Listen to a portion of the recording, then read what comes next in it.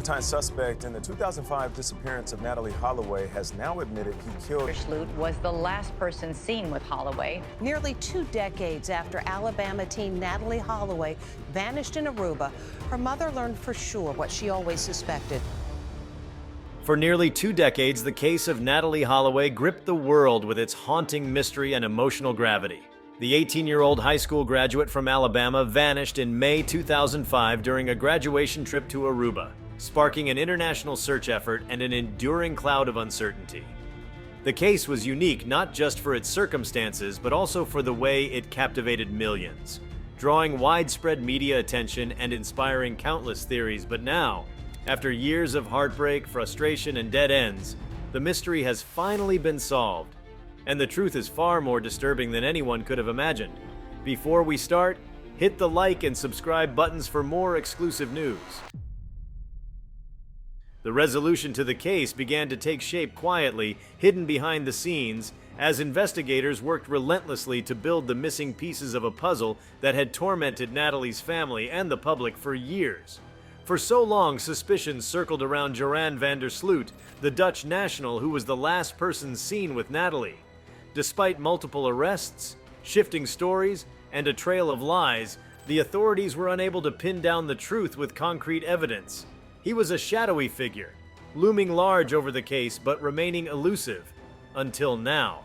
The breakthrough came when newly uncovered evidence, held in combination with fresh testimony, forced open doors that had long been shut. Years of inconsistencies in van der Sloot's stories were re-evaluated under the lens of modern forensic analysis and psychological profiling. Eventually, under the pressure of mounting proof and the inevitability of the consequences, van der Sloot admitted to the crime. But it was not the confession itself that shocked the world. It was the chilling detail and the calculated nature of what he had done that sent waves through the public conscience. He had lured Natalee away from the group with a carefully orchestrated mix of charm and deception, exploiting her sense of adventure and trust. What had appeared on the surface to be a carefree night out in paradise was, in reality, the beginning of a dark and premeditated series of actions. Van der Sloot's confession revealed that there was no accidental misjudgment, no spur-of-the-moment tragedy. It was deliberate, cold, and calculated. He had no intention of letting her leave that night. The sense of horror that accompanied this revelation was not just because of the crime itself, but because of the years of manipulation and false hope that had followed. This confession cut through nearly 2 decades of speculation and misinformation. For so long, the absence of a body, the lack of conclusive evidence, and van der Sloot's own game of lies kept the truth just out of reach.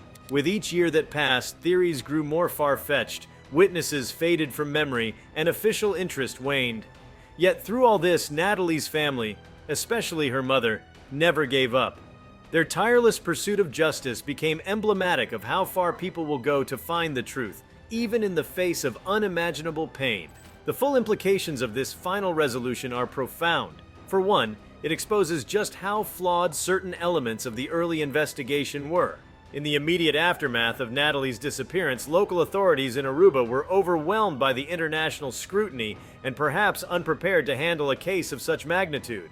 The missteps during those crucial early days, missed opportunities, questionable decisions, and a failure to secure key evidence cast a long shadow. Many now see this as a textbook case in how not to handle an international missing persons investigation. The need for stronger protocols, better international cooperation, and more transparent communication has never been clearer. Beyond the procedural questions, the case touches on the deeper vulnerabilities that arise when young people travel abroad. Natalee's trip was meant to be a celebration, a rite of passage for high school graduates venturing into adulthood.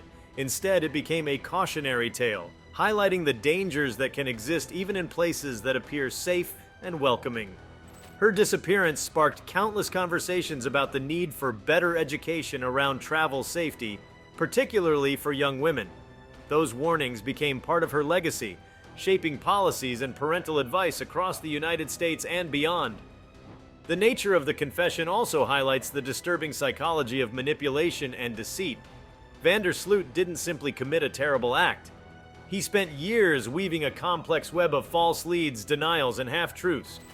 He taunted the family with cryptic clues, gave interviews that bordered on sadistic, and reveled in the attention that the case brought him. That kind of sociopathic behavior, especially in the absence of remorse, speaks to a type of evil that society struggles to comprehend. It challenges the notion that time heals all wounds, because time alone could not break through the darkness he had imposed upon the Holloway family. Only the unvarnished truth could do that. The conclusion of this case has also forced a reevaluation of justice. While the confession provides long-sought closure, it doesn't undo the years of anguish or restore the stolen life of an innocent young woman. For many, justice delayed can feel like justice denied. The satisfaction of hearing the truth is tempered by the knowledge that Natalee's final moments were marked by fear and betrayal. And yet, the act of bringing the truth to light remains powerful. It honors her memory in a way that silence and speculation never could. It affirms that no matter how long it takes, the pursuit of truth matters. This revelation also renews discussions about the influence of media on high-profile cases. The Holloway case became one of the most heavily covered disappearances in recent memory. News outlets followed every twist and turn with almost obsessive intensity. While this widespread attention kept the case alive in public memory, it also created an environment where misinformation could flourish. Rumors often became headlines, and speculation sometimes overshadowed facts. Now that the truth is known, it casts many of those past reports in a new light. The relationship between media coverage and justice is more complex than ever, raising important ethical questions about how stories are told and consumed. What remains most haunting about the resolution of Natalee Holloway's case is how ordinary her final evening seemed before it unraveled into something horrific. A night on the beach, new friends, the sound of waves under Caribbean stars. It could have been any young traveler's memory. That stark contrast between expectation and reality is what lingers in the imagination. It underscores how quickly lives can be shattered, how brief the gap can be between safety and danger. That truth is now part of Natalee's legacy, not to scare, but to warn, to remind, and to protect others in her name. While the aftermath may not be the focus here, it's impossible not to acknowledge the power that comes from finally knowing the truth. For years, the Holloway case was defined by absence. No answers, no justice, no peace. That absence has now been filled with facts, with clarity, with the piercing light of finality. There is no longer a question about what happened or who was responsible. And that certainty, even when horrific, is a kind of healing. It allows for remembrance without the ache of doubt, for mourning that no longer has to wrestle with ambiguity. What this case has ultimately revealed is the depth of human resilience, the strength to fight for answers, the endurance to face darkness, and the refusal to let time erase the search for truth. Solving the Natalee Holloway mystery was never just about one crime. It was about justice, about love, about the refusal to let evil have the final word. It's about the collective need to understand what happened, not just to know, but to make sure it never happens again. The shock surrounding the final truth is not because of its unexpectedness. Many long suspected Van der Sloot was guilty, but because of how detailed and premeditated his actions were, how much he manipulated the narrative, and how easily he evaded consequences for so long. This resolution wasn't just a confession, it was an unmasking. It tore down the curtain of lies that had stood between Natalee and justice. It showed the world that even the most tangled mysteries can be unraveled, even the deepest lies can be exposed. At its heart, the Natalee Holloway case is a story about stolen potential. An intelligent, vibrant young woman whose future was brimming with promise was taken in a senseless act of violence. The pain of that loss reverberates through every revelation, every piece of truth uncovered. Her story will now forever be entwined with the lessons of vigilance, the call for better protection of travelers, and the necessity of unrelenting justice. With the final unraveling of the Natalee Holloway mystery, a new phase of understanding begins, one no longer shaped by questions or rumors, but by stark reality. The resolution doesn't only rest on the brutal details of the crime, or the confession from a man long suspected. It calls attention to the complex systems, legal, psychological, cultural, that allowed the truth to remain hidden for so long. The raw facts are now cemented, but what unfolds in their wake are deeper conversations, previously blurred by uncertainty, now sharpened with unflinching clarity. The true nature of what happened to Natalee Holloway reveals something beyond the personal. It becomes a symbol, not just of tragedy, but of failed systems that struggled to respond effectively to an international crime. With the mystery solved, the spotlight shifts to why it took nearly 2 decades for this resolution to surface. The mechanics of justice in cross-border situations are placed under scrutiny. Differences in legal procedures, language barriers, and diplomatic constraints all contributed to the delays and missteps. Aruba's legal system, based on Dutch law, operated differently from what most Americans expect. That difference alone created layers of confusion and friction, especially during the critical early days of the investigation. These jurisdictional divides, in hindsight, became chasms. The limited scope of local enforcement capacity was exposed, especially when faced with massive international pressure and intense media attention. There was a sense of paralysis, authorities eager to cooperate, but equally constrained by bureaucracy. The initial handling of the crime scene, the delay in detaining suspects, and the lack of coherent coordination between Aruba and U.S. law enforcement painted a grim picture of what happens when a serious crime crosses national lines without a roadmap for unity. The resolution of the case also adds another layer to how people perceive justice in high-profile cases. There's a widespread unspoken belief that someone will always eventually pay, especially when the world is watching. But Natalee's story was a painful counterpoint. For years, despite public awareness, massive media campaigns, and persistent family advocacy, justice remained elusive. That shattered the illusion that visibility alone leads to answers. It forced people to recognize the limitations of collective attention. 1,000 headlines didn't bring her home. 5-minute nightly news segments didn't break Vandersloot's web of lies. It was behind-the-scenes persistence, methodical investigation, and eventually, the weight of evidence and pressure that cracked him. What makes this final confession more chilling is its context within Vandersloot's life after 2005.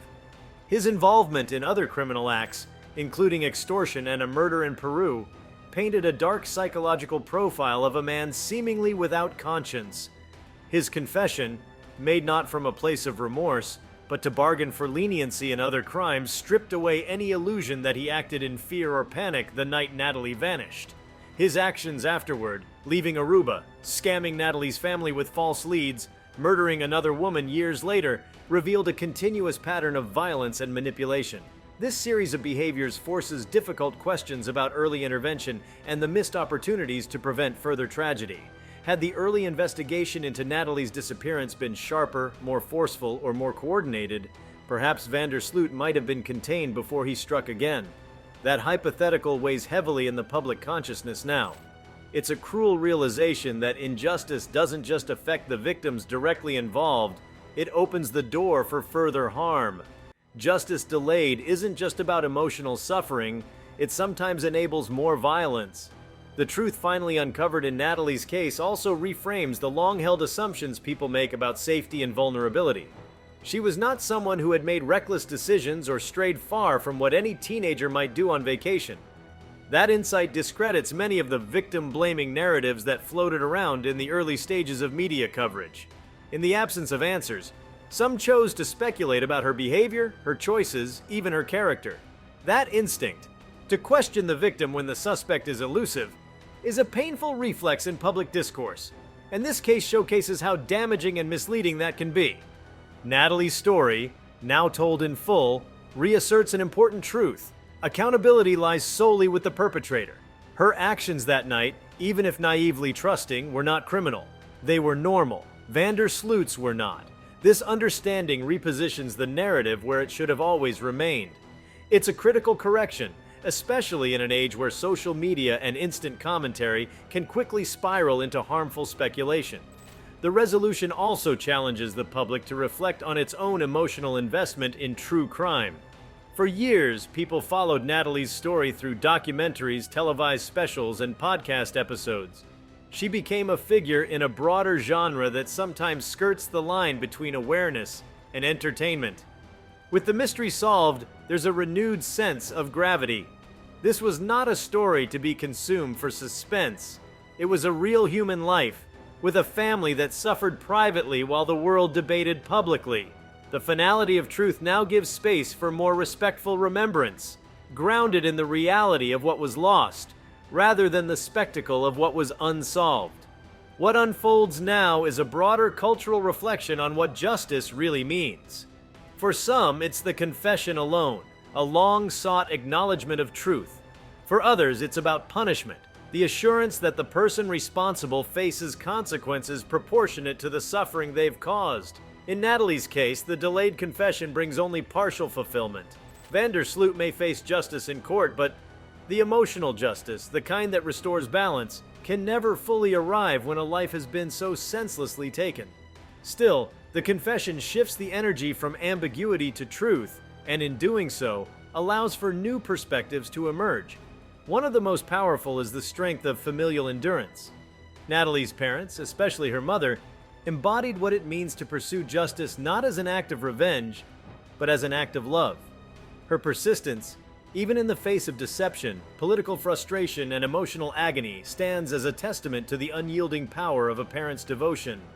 That resolve, more than any government agency or journalist, drove the case forward year after year. As painful as it is to learn what happened to Natalee, knowing allows her memory to evolve from tragedy into legacy. Her story can now be anchored in truth, enabling educational programs, travel safety campaigns, and youth awareness initiatives to operate with more clarity. The hard facts of what she endured are sobering, but they serve as warnings, as points of learning that can guide others away from similar dangers. In that sense, her legacy becomes active, a force for prevention and awareness. Moreover, her case's conclusion invites a new wave of scrutiny toward other cold cases that have faded from public view. If the truth can come out after nearly 20 years in a case as complex and internationally tangled as this one, then there is hope for other families still living in the limbo of unanswered questions. It highlights the importance of never closing the door on old evidence, never discarding the possibility that someone, somewhere, may eventually speak the truth. The solving of the Natalee Holloway mystery also exposes the haunting permanence of a single decision. Vandersloot made a choice that night that ended a life and altered the lives of countless others. It wasn't an act committed in a fog or confusion, it was deliberate. That one moment of cruelty sent shockwaves through families, legal systems, governments, and media outlets. The ripple effect of that choice is still unfolding. It's a reminder of how much damage can be done in one calculated moment, and how long it can take to undo even a fraction of it. That knowledge, that evil can appear under the mask of charisma, that violence can stem from someone who seems trustworthy, will remain with the public long after the headlines disappear. It prompts uncomfortable questions. How many others like Vandersloot are out there? How do we better recognize these threats before it's too late? These are not questions with simple answers, but they are necessary ones in the wake of a resolution like this. Even though the mystery has been solved, the echoes of the case will continue to resonate. Every new generation of young travelers will hear Natalee's name. And now, for the first time, they will hear the full story. Not just the disappearance, not just the fear and confusion, but the truth. That truth, as dark as it is, offers clarity. It replaces ambiguity with understanding, and in doing so, it gives her memory a new kind of strength. There's also an emotional recalibration that comes with this conclusion. The tension that once hung over every conversation about Natalee is gone, replaced by the stillness of finality. That doesn't make the loss easier, but it does give it shape. Before, her story felt like an open wound. Now it's a scar, still painful but closed. For those who loved her, that distinction is everything. It means grieving can continue without the torment of what if. It means remembering her becomes an act of peace rather than torment. The shock of learning the full truth is sharpened by how long it was hidden. Vandersloot's silence was not born of fear, but control. He wanted to dominate the narrative, to control the suffering of others. With his confession, that power is broken. The truth, finally free from his grip, belongs to the public now, and more importantly, to Natalee's family. That transfer of ownership, from a manipulator to a grieving community, is monumental. Now that the case is closed in terms of its core mystery, what remains is to understand its place in the broader story of modern crime. Natalee's disappearance changed how such cases are reported, how international incidents are treated, and how families advocate for missing loved ones. Her case predated the social media explosion, yet sustained its relevance through sheer determination and the emotional pull of justice unmet. That influence now has a bookend. Future cases will no longer refer to Natalee's case as a question, but as a resolved tragedy that shaped decades of advocacy and awareness. In the vast archive of crime history, few names have echoed with such persistence. Fewer still have crossed cultural, national, and emotional boundaries the way Natalee Holloway's has. Her name has been spoken in boardrooms, classrooms, courtrooms, and living rooms. With the mystery solved, that name now carries even more weight, not as a symbol of what was lost, but of what was endured. In every sense, the final revelation is not an ending but a transformation. The weight of the unknown has lifted, and in its place stands a hard truth, resolute and immovable. That truth, once elusive, is now fixed in time. And from that truth, Natalee's story, forever tragic, gains the power of clarity, the force of meaning, and the immortality of truth told at last. If you liked this video, please give it a like and subscribe to our channel. Also, could you leave your comments below and tell us, what are your thoughts on the Natalee Holloway case finally being solved? Shocking or expected? We want to hear from you. Thank you for watching and see you next time.